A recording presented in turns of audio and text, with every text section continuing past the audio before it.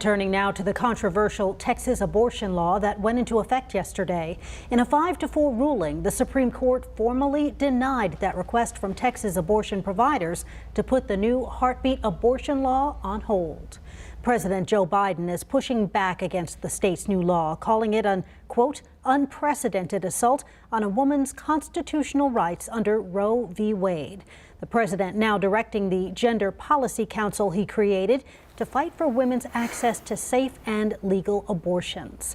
KVUE's Tori Larned looked into what's next for Texans. She joins us now this evening. Hi, Tori.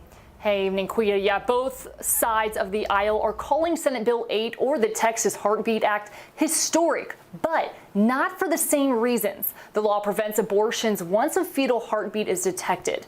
Now people are wondering what's next for patients seeking an abortion and leaders fighting this legal battle. A state and country split over abortion rights. Since the Heartbeat Act took effect on Wednesday, clinics are now turning away patients seeking an abortion. Staff are really struggling as they are having to inform patients who are contacting us that whatever decision they may have been hoping to make is no longer an option. Sarah Wheat with Planned Parenthood says that's about 80 to 90% of their patients. Some clinics out of state are now seeing more Texans wanting an abortion. This law is disproportionately impacting patients from the most marginalized and vulnerable communities. But pro-life leaders, including Texas Lieutenant Governor Dan Patrick, stood by the state and Supreme Court's decisions not to block the law.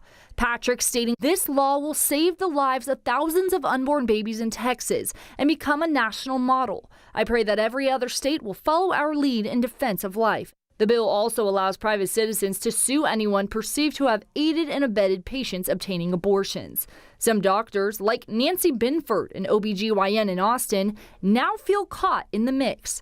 While she wishes all pregnancies were planned, she says that's not the reality and often explains to pregnant women what options they have. She says the new law is vague and unclear and worries now because she doesn't know what could get her sued. That's our fear through our discussion with patients that we may be targeted with lawsuits. In Austin, I'm Tori Larned.